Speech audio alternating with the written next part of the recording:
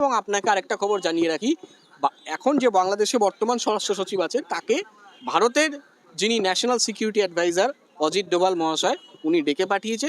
সম্ভবত সামনের সপ্তাহে উনি আসবেন, ভারত ভিজিট করবেন। মামলাটার জন্য তাকে ফাঁসি দেওয়া হয়েছে বা ফাঁসির রায়দান করা হয়েছে একটা ছাত্রকে না কাকে গুলি মারার জন্য। গুলিটা সে পেছনে খেয়েছে, তার বাবার স্বীকারোক্তি ইন্টারন্যাশনাল ট্রাইব্যুনালের ভেতরে কালকে।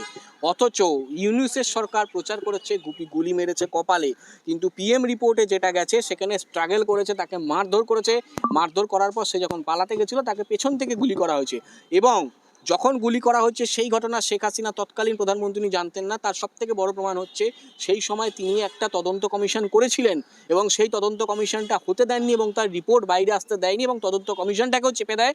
তার আগেই এই গণ অভ্যুত্থানের নামে যে আপনার যে নাশকতামূলক কাজ বাংলাদেশে শুরু হয়, কিন্তু সেই সময় যে যখন গুলি করে তার পরদিনই শেখ হাসিনা আপনার তদন্ত কমিশন গঠন করে এবং তদন্ত কমিশন গঠন করে সেখানে বাংলাদেশের সুপ্রিম কোর্টের দুজন জাস্টিসকে দিয়েই তদন্ত কমিশন গঠন করায় মাথায় রাখেন এই তদন্ত কমিশনের। কিন্তু সেই তদন্ত কমিশনের রিপোর্টও আসেনি এবং তদন্ত কমিশনটা পুরো হতে দেয়নি, কারণ তার আগেই ওই শেখ হাসিনা তার গণ অভ্যুত্থান মানে মোহাম্মদ ইউনিস তার এই মানে মানে টেররিস্টদেরকে নিয়ে গণ অভ্যুত্থান শুরু করে দেয়। তবে এই জাজমেন্টের কোনো গুরুত্ব আমাদের কাছে নেই, ভারতীয়দের কাছে নেই, এবং ইন্টারন্যাশনাল ট্রাইব্যুনালের আজকের দিনে তার এই জাজমেন্ট দিয়ে তার গুরুত্ব হারাচ্ছে। বাংলাদেশে ইন্টারন্যাশনাল ট্রাইব্যুনালের যেই জাজমেন্ট দিয়ে ইন্টারন্যাশনাল ট্রাইব্যুনালের গুরুত্ব হারালো, কিন্তু শেখ হাসিনাকে হ্যান্ডওভার করার জন্য না। শেখ হাসিনা কোনো ক্রিমিনাল নয় যে তাকে ভারতের হাত থেকে বাংলাদেশের হাতে তুলে দিতে হবে। উনি কোনো ক্রিমিনাল নয়, উনি যথেষ্ট বাংলাদেশ উন্নয়ন করেছেন এবং উনি আজ থেকে নয়, ওনার বাবা শেখ মুজিবুর রহমান এবং ওনার আমলেই প্রথম ওখানে হিন্দুরা শুরু। দেখুন, এটা আন্দোলনের মতো চলবে আর আইনি লড়াইয়ের মতো চলবে। এটা তো খুব পরিষ্কার যে বিহারে ভোটটা চুরি হয়েছে। আমি যদি সঠিক পরিসংখ্যানটা তুলে ধরি, বিহারে ভোটের সংখ্যা হচ্ছে আপনার 7,42,00,000 ভোট পড়েছে আপনার 7,45,00,000। তাহলে আপনার ভোট পোল হয়েছে 66.67%, যেটা ইলেকশন কমিশন অফ ইন্ডিয়ার তরফ থেকে বলছে। হ্যাঁ, এছাড়া 2,50,30,000 ভোট সেটা ভুতুরে ভোট, তার কোনো ভোটারের অস্তিত্ব নেই। তাহলে এই যে ভোটারটা এলো থেকে, এটা ইলেকশন কমিশন দেখবে না?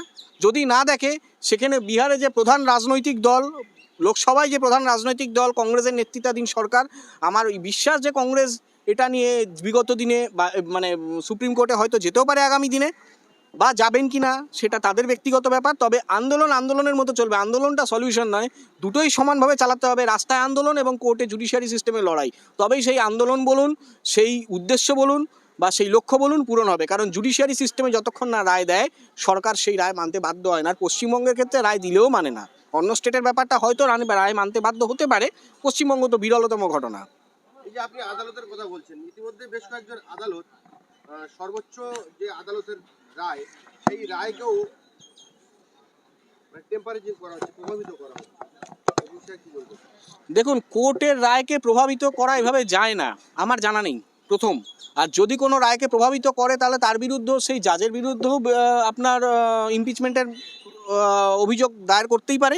যেখানে বিগত দিনে আমরা দেখেছি সোশ্যাল মিডিয়াতে যে বিভিন্ন জাজের যখন আমাদের পাঞ্জাব না কোথায় খুব সম্ভবত জাজের বাড়িতে ভর্তি টাকা পাওয়া গেছে, জাজ বাড়িতে ছিলেন না। পরবর্তীতে সেই জাজকে যখন জাজের কলেজিয়াম মানে সুপ্রিম কোর্টের যে কলেজিয়াম আছে, সেই কলেজিয়াম থেকে কলকাতা হাইকোর্টে আনানোর কথা বলেছিল, ট্রান্সফার অর্ডার বলেছিল, এবং আমাদের তরফ থেকে সেই বিক্ষোভ প্রদর্শন এতটাই স্ট্রংলি ছিল যার ভিত্তিতে সেই জাজ কিন্তু কলকাতা হাইকোর্টে আসতে পারেনি। তাকে অন্য হাইকোর্টে, তাকে এলাহাবাদ হাইকোর্টে পাঠানো হয়েছে, কলকাতা হাইকোর্টে পাঠানো হয়নি। তো বিগত দিনে ওই যে বললাম, আমাদের আন্দোলনটা রাস্তাতেও ছিল, আমাদের আন্দোলনটা কোর্টের ভেতরেও ছিল, এবং আমাদের যা আইনি কাজকর্ম সেটা আমরা করেছিলাম। সমস্ত আইনজীবীরা আমরা এককাট্টা হয়ে সেই ট্রান্সফারটা আটকানোর জন্য কলেজিয়ামে যা ডেপুটেশন দেওয়ার, যা আইনি পদক্ষেপ করার সেটা আমরা করেছিলাম। প্লাস আমরা রাস্তাতেও আন্দোলন করেছিলাম। এই হাইকোর্টের এই গেটের বি গেটের সামনেও আমরা বিক্ষোভ দেখিয়েছিলাম সেই দিন, যার ভিত্তিতে কিন্তু হাইকোর্টে সেই জাজ অ্যাপয়েন্টেড হয়নি। তো জাজের বিরুদ্ধে যদি কোনো অভিযোগ ওঠে, নিশ্চয়ই তার প্রমাণ আছে। বিগত দিনে আপনারা দেখেছেন x justice Abhijit Ganguly SSC মামলায় যখন আপনার একজন জাজের বিরুদ্ধে আঙুল তুলেছিলেন, তার প্রমাণ সহ সুপ্রিম কোর্টের চিফ জাস্টিসের কাছে পাঠিয়েছিলেন। তার ভিত্তিতে সুপ্রিম কোর্ট স্টেপ নিয়েছিল, তাকে সেই মামলা থেকে অব্যাহতি দেওয়া হয়েছিল এবং তাকে সরিয়ে দেওয়া হয়েছিল। এবং তাকে এখনও সেই রায় দেওয়া আছে যে কোনো রকম দুর্নীতিজনিত মামলায় সেই জাজ অ্যাপয়েন্ট হতে পারবে না, বা তার ঘরে এই সমস্ত পশ্চিমবঙ্গের দুর্নীতিজনিত কোনো মামলা করা যাবে না। আমাদের বিচার ব্যবস্থা একটা কথা আছে, justice delay but justice denied. কিন্তু ঘটনা হচ্ছে যতক্ষণ না ওনার বিরুদ্ধে কোনো সঠিক অভিযোগ মানে অভিযোগের সপক্ষে কোনো প্রমাণ, লিকুইড প্রমাণ যতক্ষণ না না আসছে ততক্ষণ আমরা কিছু বলতে পারছি না। এক, দুই, যদি সেই প্রমাণ অকাট্য প্রমাণ যদি সেই জায়গা মতো তার কলেজিয়ামে যাওয়া হয়, দেওয়া হয়, নিশ্চয়ই ব্যবস্থা নেবে। আপনারা বিগত দিনে দেখেছেন, দুটো জাজের আপনাকে উদাহরণ দিলাম, রাজ্যের মন্ত্রীর খবরও আপনারা জানেন, রাজ্য মন্ত্রিসভার সদস্য তারাও জেলে গেছে, দুর্নীতির অকাট্য প্রমাণ কোর্টে দেওয়া হয়েছে, সরকার সেই প্রমাণ খণ্ডন করতে পারেনি। ঠিক এইভাবে যে জাজের প্রমাণ আপনারা বললেন তার উদাহরণ আমি দিলাম, পাঞ্জাব না হরিয়ানার জাজ ছিলেন ভদ্রলোক, আমি জানি না এই মুহূর্তে আমার নাম মনে পড়ছে না, ওনাকে কলকাতা হাইকোর্টের জায়গায় মাদ্রাস হাইকোর্টে ট্রান্সফার করা হয়েছে, কলকাতা হাইকোর্টে কিন্তু আসতে দেওয়া হয়নি। অবশ্যই সমর্থন করছি, কিন্তু তার সাথে সাথে এটাও আমি বলছি, যদি আন্দোলনে সব শেষ কথা বলতে পারে একটা জায়গা পর্যন্ত, জুডিশিয়ারি সিস্টেমে যতক্ষণ না যাবে, ইলেকশন কমিশনের বিরুদ্ধে এই প্রস্তাব যতক্ষণ অনাস্থা হবে বা বেঞ্চকে চেঞ্জ করার একমাত্র জায়গা হচ্ছে কোর্ট।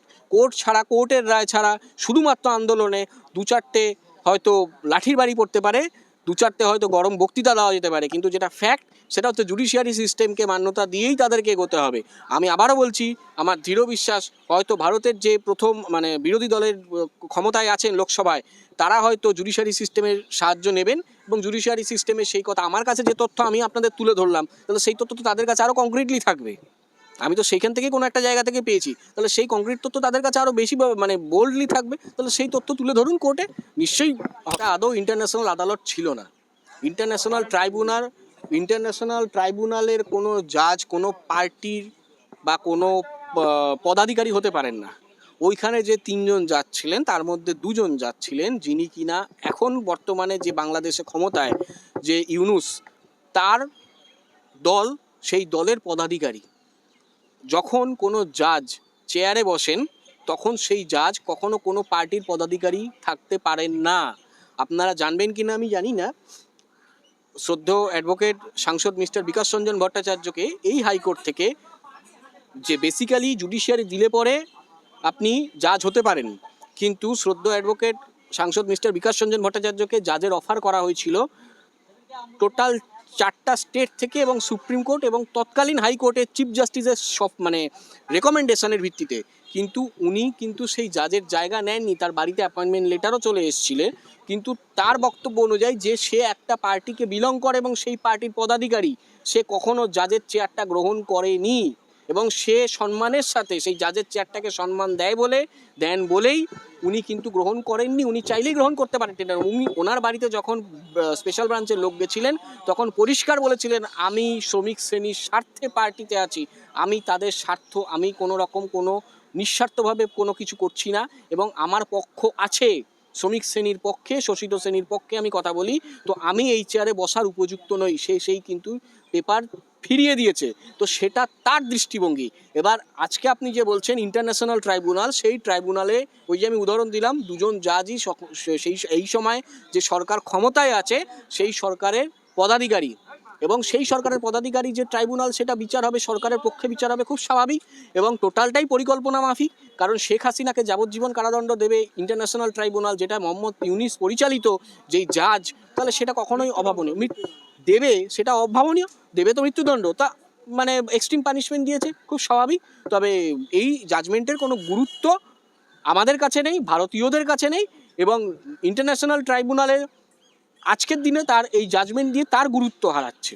বাংলাদেশে ইন্টারন্যাশনাল ট্রাইব্যুনালের যেই জাজমেন্ট দিয়ে ইন্টারন্যাশনাল ট্রাইব্যুনালের গুরুত্ব হারালো, হবে না, ভারত সরকার কখনোই হবে না। এবং আপনাকে আরেকটা খবর জানিয়ে রাখি, এখন যে বাংলাদেশে বর্তমান স্বরাষ্ট্র সচিব আছে তাকে ভারতের যিনি national security adviser Ajit Doval মহাশয়, উনি ডেকে পাঠিয়েছে। সম্ভবত সামনের সপ্তাহে উনি আসবেন, ভারত ভিজিট করবেন, কিন্তু শেখ হাসিনাকে হ্যান্ডওভার করার জন্য না। শেখ হাসিনা কোনো ক্রিমিনাল নয় যে তাকে ভারতের হাত থেকে বাংলাদেশের হাতে তুলে দিতে হবে।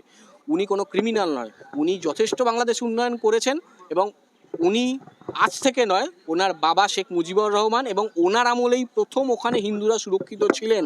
আজকে ইউনিসের আমলে বাংলাদেশে হিন্দুরা সুরক্ষিত নয়। ওনার আমলে প্রথম হিন্দুদের মন্দির তৈরি হয়, এবং ওনার আমলে প্রথম সেই মসজিদের দেখভাল করতেন হিন্দুরা। বাংলাদেশেরও অনেক মসজিদ আছে যেখানে হিন্দুরা দেখভাল করতেন। যেমন আমাদের ভারতবর্ষে আছে, পশ্চিমবঙ্গে নেই, বাট আপনি যদি গুজরাট বা আপনি মহারাষ্ট্রের দিকে চলে যান, এবং অনেক মন্দির অনেক মসজিদ পাবেন যেখানে হিন্দুরা রক্ষণাবেক্ষণ করেন। আপনারা যদি ঘটিয়ারি শরীফের দিকে চলে যান, ঘটিয়ারি শরীফের উল্টো দিকে একটা মাজার আছে যেখানে আমি ব্যক্তিগতভাবে গেছি, সেটা কিন্তু হিন্দুরা রক্ষণাবেক্ষণ করে, তাদের হিন্দুদের, মানে সেখানে পরিবার হিন্দু। তো সেই জায়গায় হিন্দু মুসলিমের ব্যাপারটা নয়, কখনোই নয়, কখনোই নয়, কখনোই নয়, কখনো উচিত নয়, কখনো না। আমি বারবার একটা কথাই বলছি যে শেখ হাসিনা কখনো ক্রিমিনাল নয় যে ভারতে আহ, থেকে তাকে বাংলাদেশে তুলে দেওয়া হবে। সে আশ্রয় চেয়েছে ভারতের কাছে। আপনি নিশ্চিত কিভাবে বলছেন সে criminal নয়, সে আশ্চর্য হতে পারে? গত বছরে অনেক মানুষের প্রাণ গেছে শেখ তার জন্য হাসিনা তো নিজে। দেখুন, শেখ হাসিনা যে মামলাটার জন্য তাকে ফাঁসি দেওয়া হয়েছে বা ফাঁসির রায়দান করা হয়েছে, একটা ছাত্রকে না কাকে গুলি মারার জন্য, গুলিটা সে পেছনে খেয়েছে, তার বাবার স্বীকারোক্তি ইন্টারন্যাশনাল ট্রাইব্যুনালের ভেতরে কালকে। অথচ ইউনিসের সরকার প্রচার করেছে গুলি মেরেছে কপালে, কিন্তু পিএম রিপোর্টে যেটা গেছে সেখানে স্ট্রাগল করেছে, তাকে মারধর করেছে, মারধর করার পর সে যখন পালাতে গেছিল তাকে পেছন থেকে গুলি করা হয়েছে। এবং যখন গুলি করা হচ্ছে সেই ঘটনা শেখ হাসিনা তৎকালীন প্রধানমন্ত্রী জানতেন না। তার সবথেকে বড় প্রমাণ হচ্ছে সেই সময় তিনি একটা তদন্ত কমিশন করেছিলেন এবং সেই তদন্ত কমিশনটা হতে দেননি এবং তার রিপোর্ট বাইরে আসতে দেয়নি এবং তদন্ত কমিশনটাকেও চেপে দেয়। তার আগেই এই গণ অভ্যুত্থানের নামে যে আপনার যে নাশকতামূলক কাজ বাংলাদেশে শুরু হয়, কিন্তু সেই সময় যে যখন গুলি করে তার পরদিনই শেখ হাসিনা আপনার তদন্ত কমিশন গঠন করে এবং তদন্ত কমিশন গঠন করে সেখানে বাংলাদেশের সুপ্রিম কোর্টের দুজন জাস্টিসকে দিয়েই তদন্ত কমিশন গঠন করায় মাথায় রাখেন এই তদন্ত কমিশনের। কিন্তু সেই তদন্ত কমিশনের রিপোর্টও আসেনি এবং তদন্ত কমিশনটা পুরো হতে দেয়নি, কারণ তার আগেই ওই শেখ হাসিনা তার গণ অভ্যুত্থান মানে মোহাম্মদ ইউনিস তার এই মানে টেররিস্টদেরকে নিয়ে গণ অভ্যুত্থান শুরু করে দেয়।